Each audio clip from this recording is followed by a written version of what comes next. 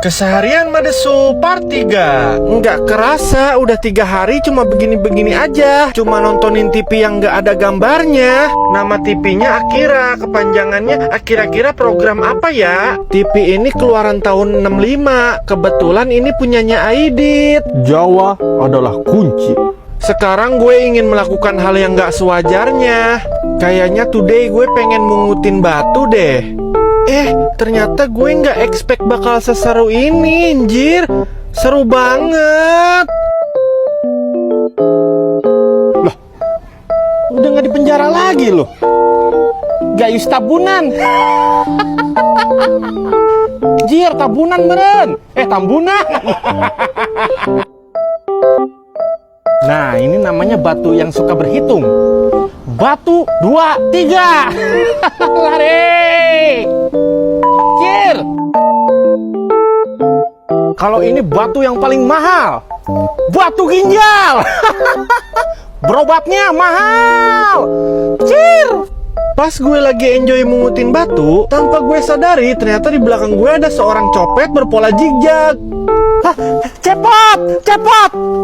Jir, cepot mah wayang golek. Copet.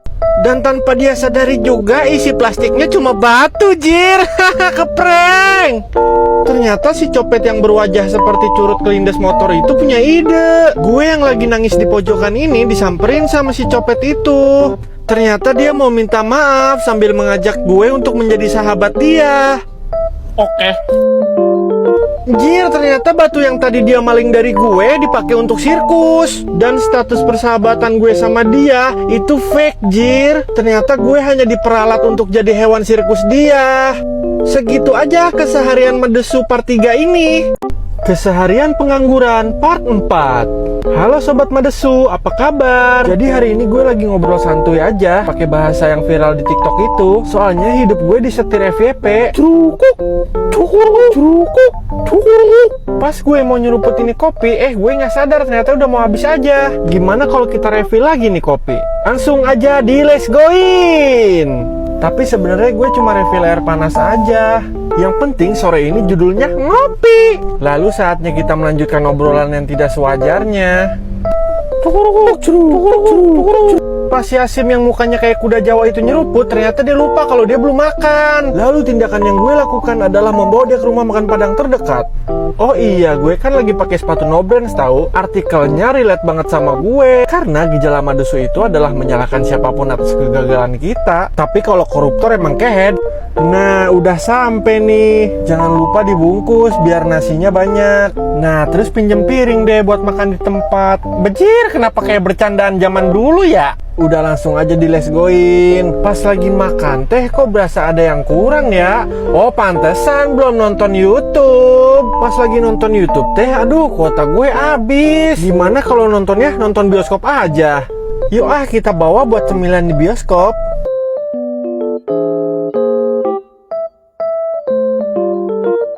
Nah, pas gue udah sampai teh, ternyata nggak boleh, anjir. Lah tapi ada itu selebgram yang makan nasi Padang di bioskop. Kata si abang-abangnya, itu mah selebgram kabupaten meren.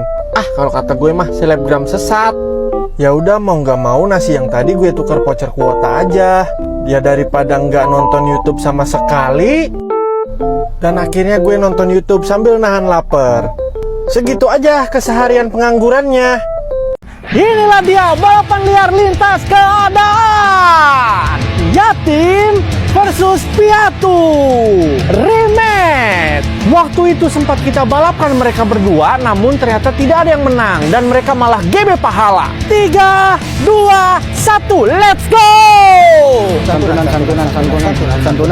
Santunan. Baru aja dimulai tiba-tiba ada Pak Haji di tengah jalan. Lalu Pak Haji memberikan santunan kepada anak yatim dan mengelus kepala anak yatim. Lalu si piatu pun mengharapkan hal itu terjadi. Tetapi kenyataannya si piatu hanya mengelus dada. Bekir! Lalu si yatim pun melanjutkan balapannya kembali dengan mantap.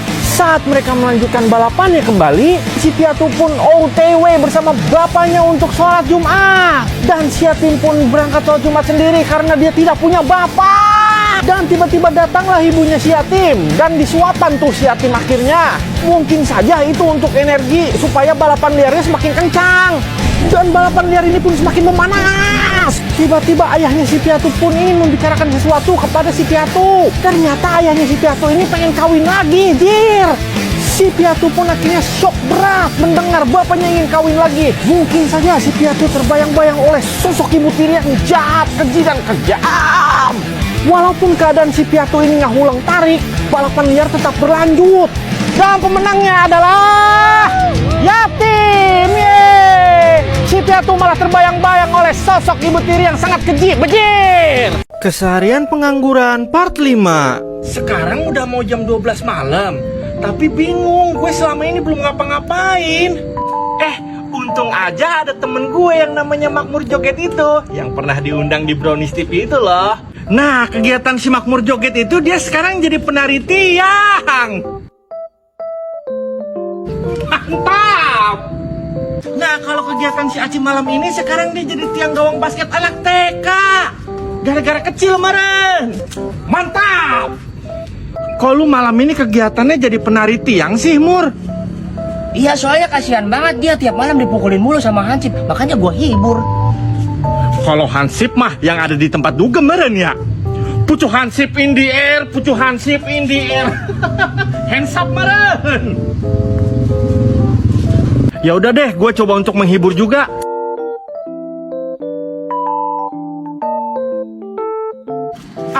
Ngehibur tiang malesin. Iya mana udah capek-capek, dicuekin lagi. Iya, kayak Cegi lagi update story galau. Inilah dia balapan liar lintas pengamen lampu merah yang kagak guna. Tukang lap versus tukang suling pales. Sebelum dimulai gue mau ngasih tahu kalau gue lagi ketagihan sesuatu. Ini nih yang bikin gue ketagihan. Susu latte Cimory rasa Mari Regal. Pas sarapan minum susu Cimory Mari. Pas gabut minum susu Cimory Mari. Pas mau bobo juga minum susu Cimory Mari. Emang bisa banget Cimory bikin susu senagih ini. Ada rasa gurih dari biskuit Regal plus susunya yang creamy. Emang boleh senagih itu? Kuy beli di Alfamart aja. 3, 2, 1, let's go! Rintangan pertama ada ular yang sangat berbisa. Konon katanya ular ini sekali gigit langsung bikin bunting. Lap lumayan 2.000. Wayos ya. Aduh. Terus si ularnya disulingin, saking palesnya jadi kaku. Lah kayak ular kasur marah. Untungnya si tukang lap membawa penawar racun si tukang suling pales, yaitu susu latte Cimory rasa Mari Regal. Si penawarnya itu dikasihin ke si ular juga. Akhirnya mereka bekerja sama untuk membalap si tukang suling pales.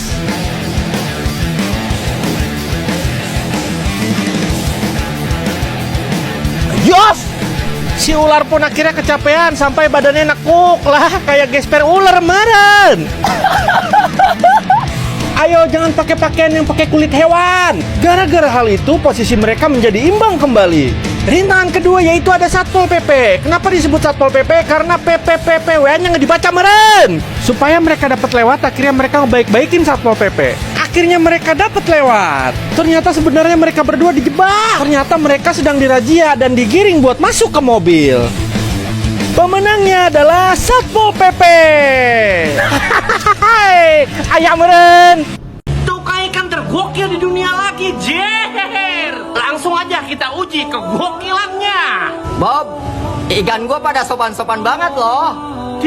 Ilok Hah? Ikan sapa-sapa. Sapu-sapu meren.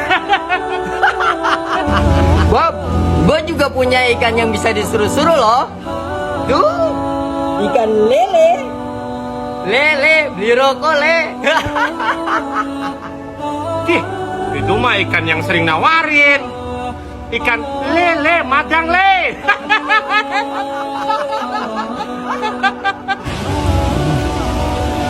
Bob, gua punya ikan yang bisa dipuji-puji loh. Tuh, ikan bagus.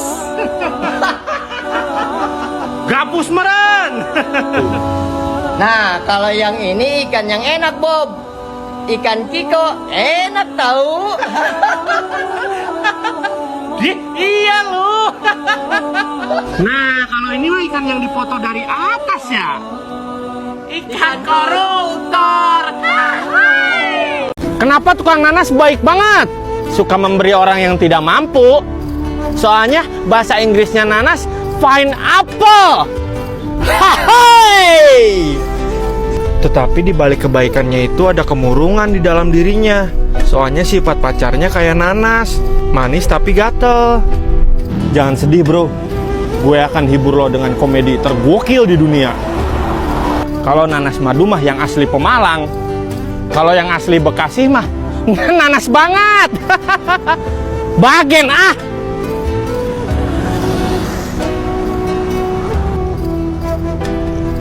Nanas yang pagi-pagi nanasin motor.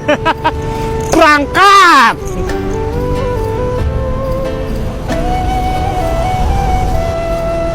Nanas mah yang kecil. Kalau yang gede mah Monas. Kalau yang kecil dan gede, nanas di Monas.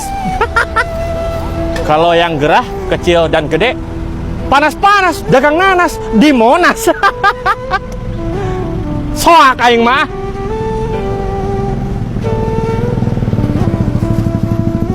Nah, itulah dia komedi-komedi tergokil di dunia. Hai, senangnya hari ini bisa menghibur sesama manusia.